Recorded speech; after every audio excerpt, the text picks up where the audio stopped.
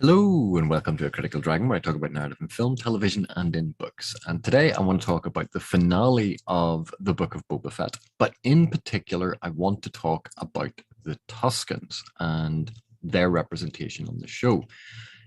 Now, before I get into this, basically, yes, there are going to be spoilers for the Book of Boba Fett, the Mandalorian, and some of Star Wars. But before I get into any of that, the reason I want to talk about this is the Tuskens, as they were depicted in Star Wars, were always a problematic element because they were depicted as subhuman, less than human, quite bestial.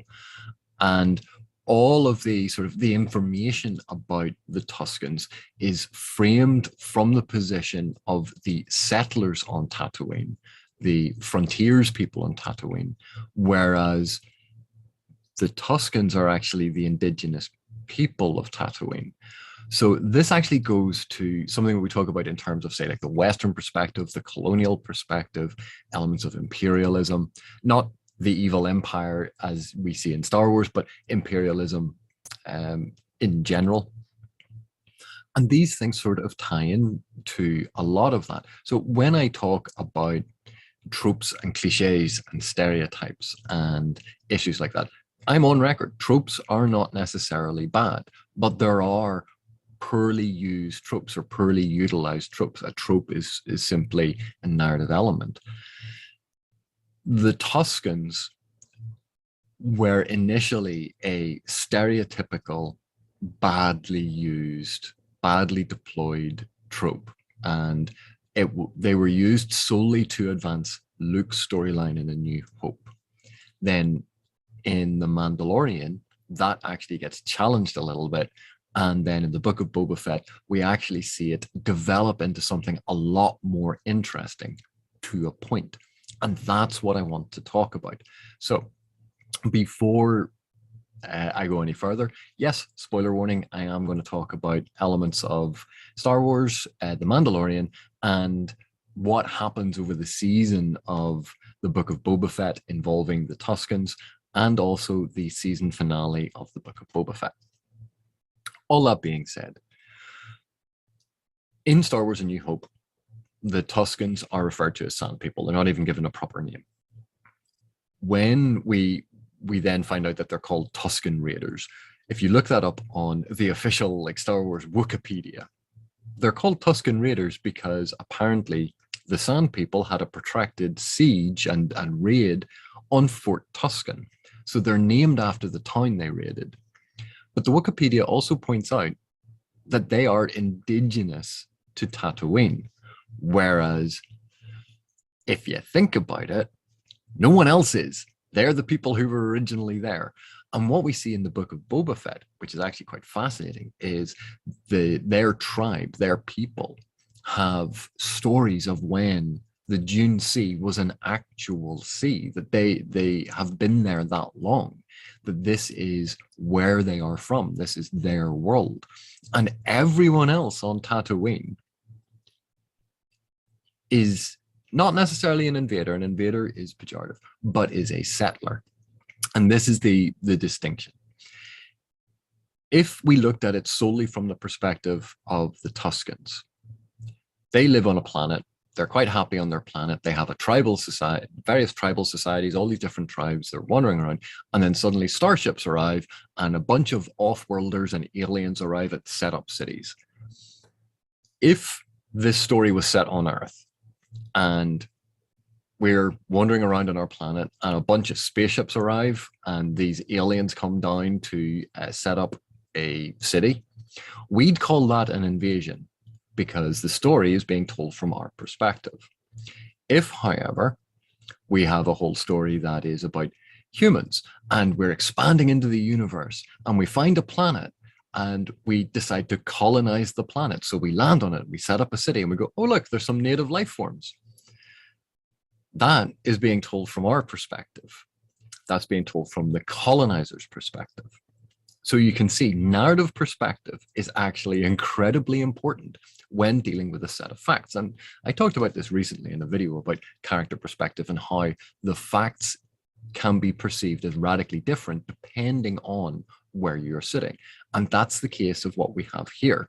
The Tuskens, as they are depicted in Star Wars, are always othered. They are the other.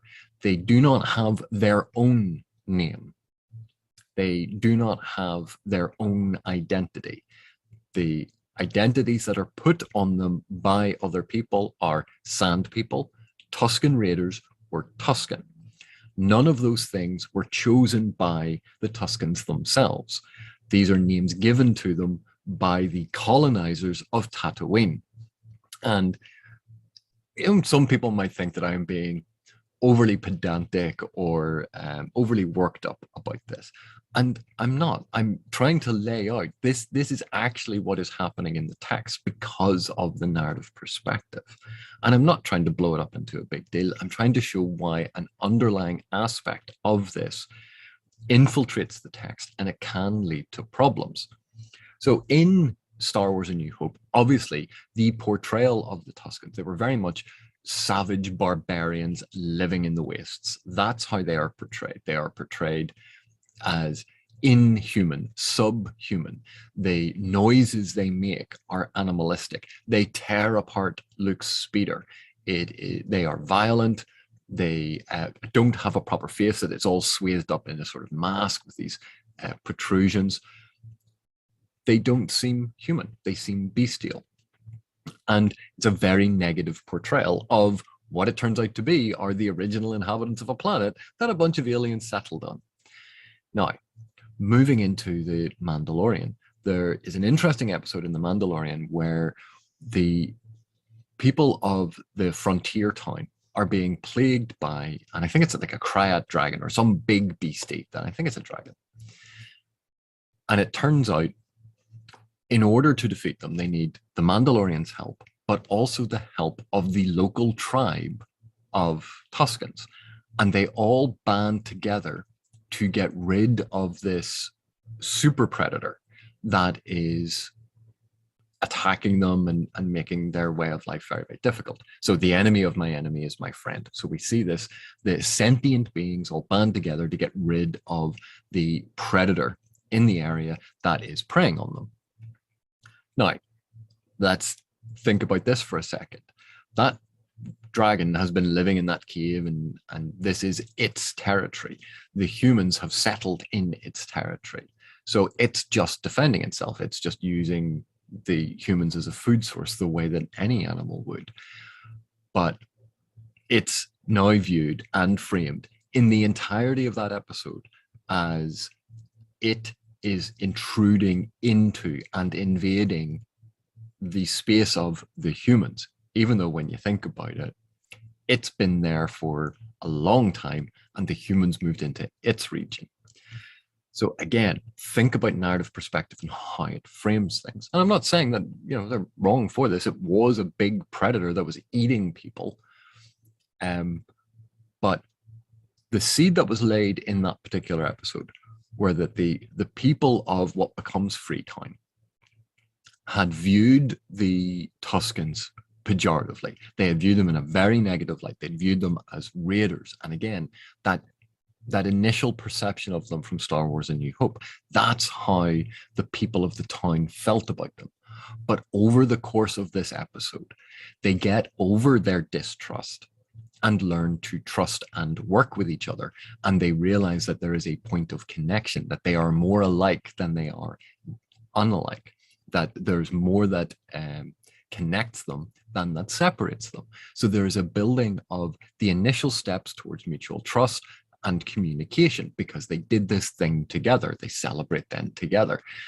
That this was a seed planted about the future of Tatooine, that instead of viewing each other antagonistically, that maybe communication could happen and people could live in peace. They could find a way to peacefully coexist.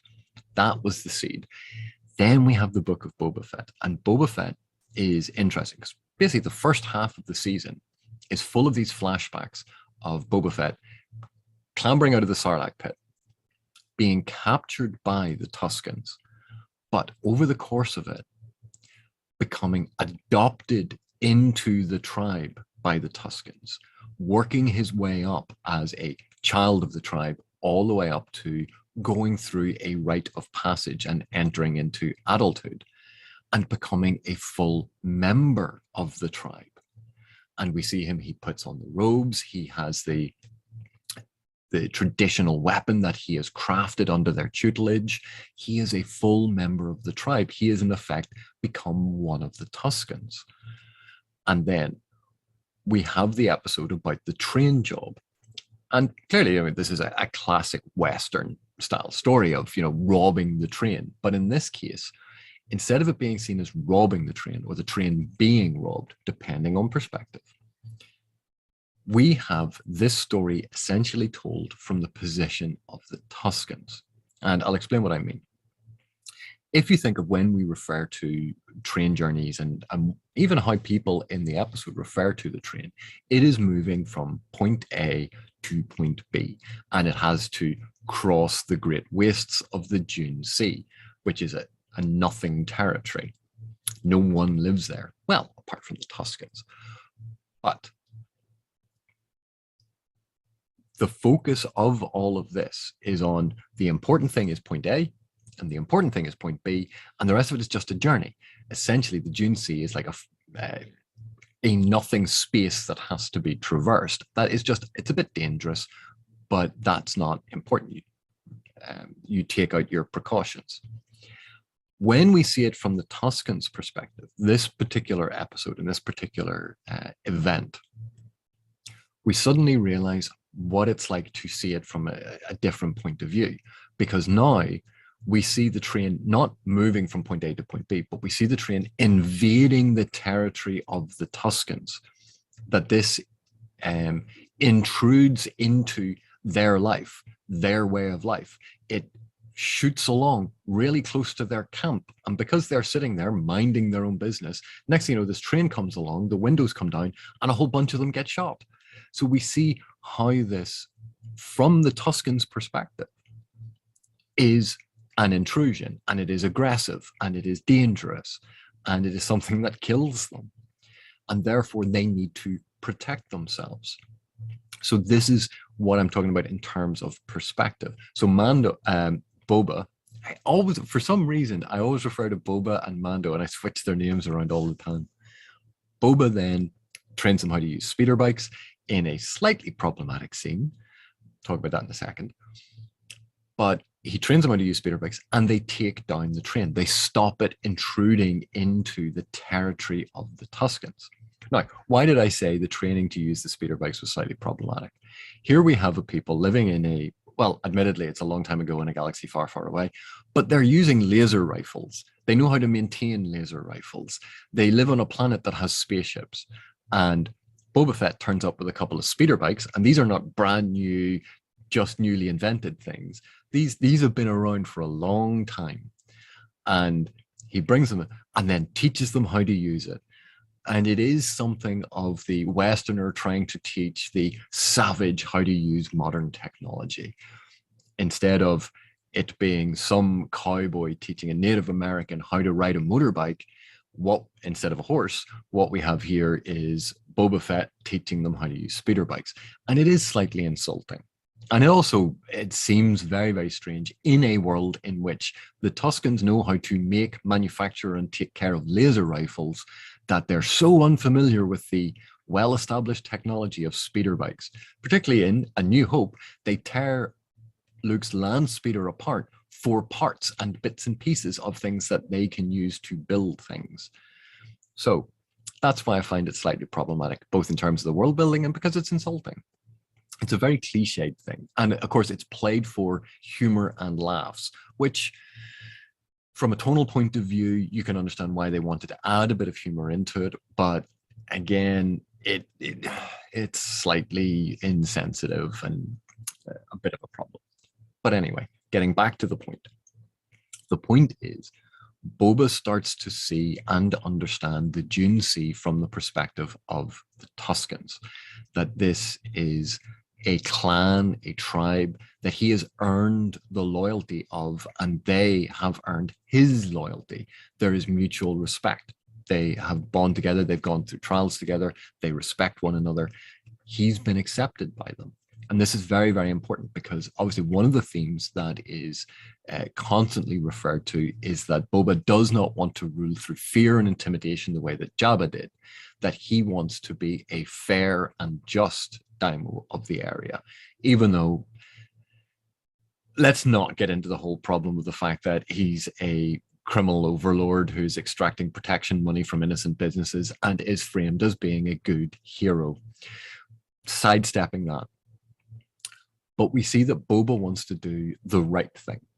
And that is very, very interesting. But obviously, the story has to move on, and the showrunners wanted to concentrate on his journey and this conflict with the Pike Syndicate, which is building and building, and the spice running. Now, this is where things get sticky, because the showrunners then decided to have the entire tribe that Boba was associated with killed in the show. And it turns out this was done by the Pike Syndicate, even though they blamed it and they framed the Speederbike gang. This is the use of taking a loved one, a family, a spouse, anything like that, killing them off solely for the purpose to provide a revenge motivation and a plot function for the hero's story. That this is now all about Boba. That this is an event. Oh, this is terrible. Look how bad he feels for them. It's not about, look at how terrible this is. It's, look at how much Boba is suffering because people he knew were killed. The focus is on Boba, not on the Tuskens who were killed. And Boba exacts revenge. He goes on his revenge quest. So again, it's focused on Boba. Boba's going to exact revenge for this thing that they did to him. They killed his friends. And again, the framing is all about how it affects Boba, not what actually happened to the Tuskens. When we get to the end of the series, when we get to the finale of this season, Boba needs allies. And he doesn't have enough. But he had treated the Wookiee gladiator well. So the Wookiee gladiator has become a henchman. He treated the Gamorrean guards well, and they became henchmen. He had treated Fennec well, and she became a partner. He had treated the cyborg modded street gang with their mopeds well. They became allies.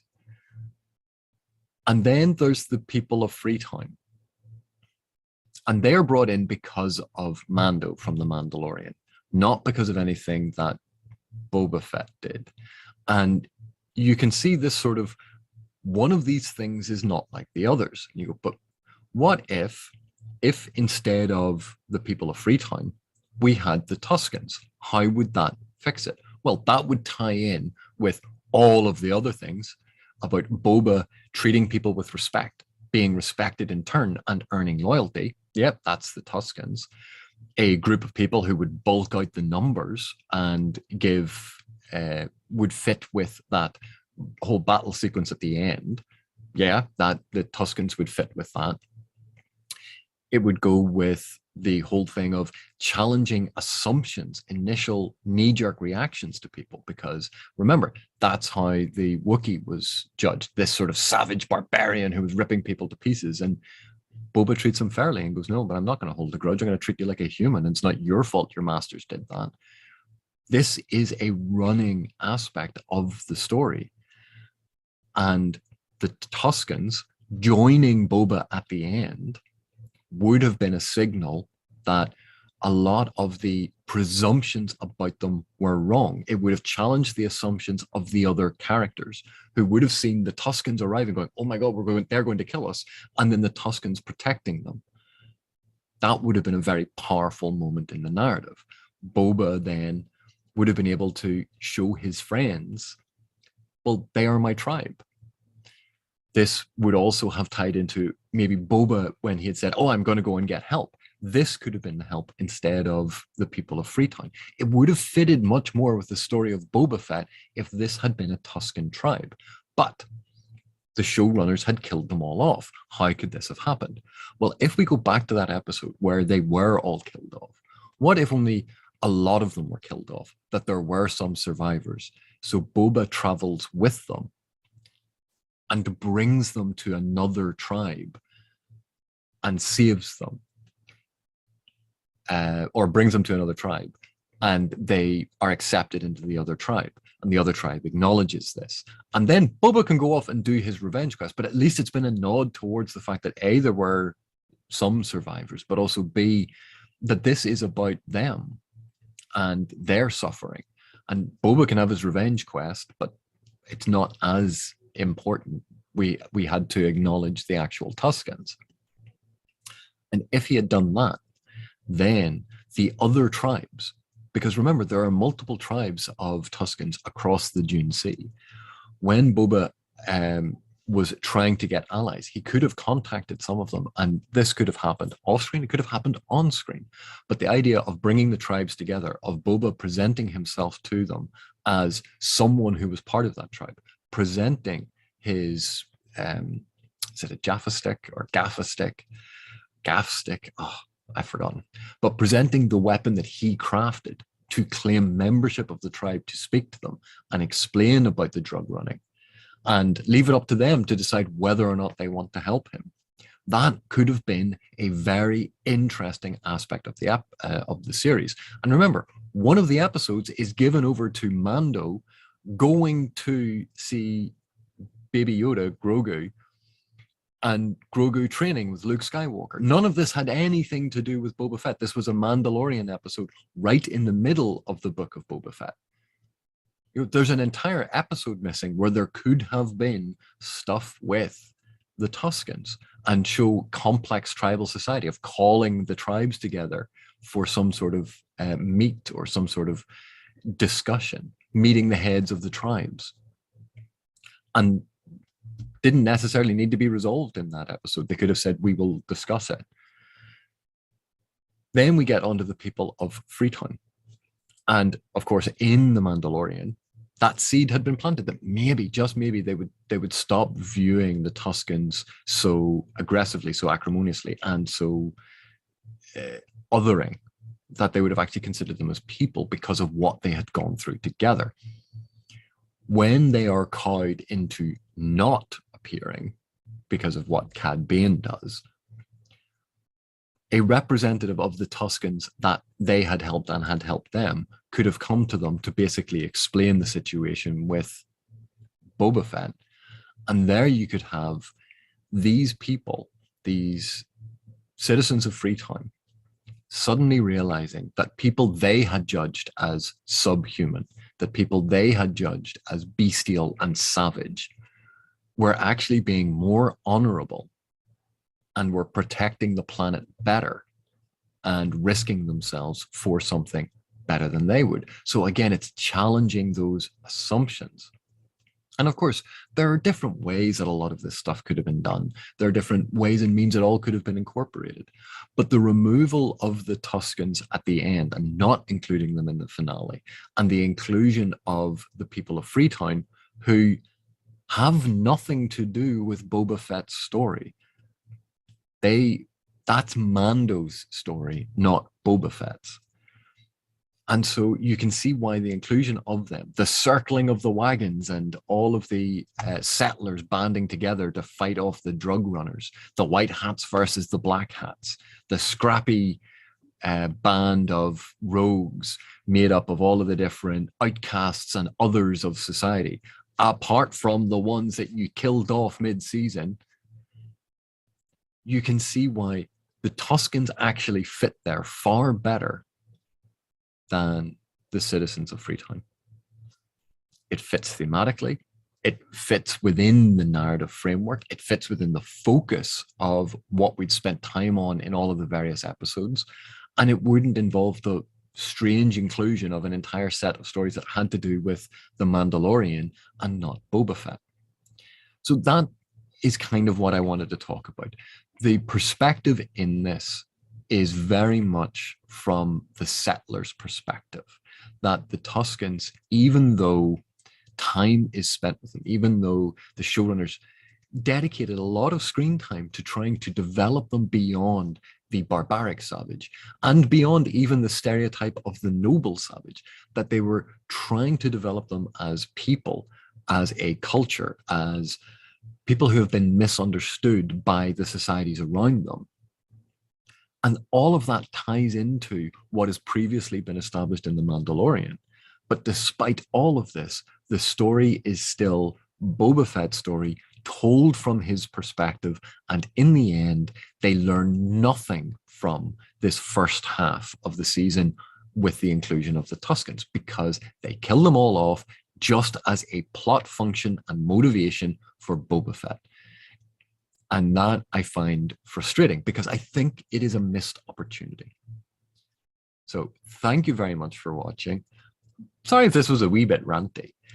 I really appreciate your support, and I'll see you in the next one.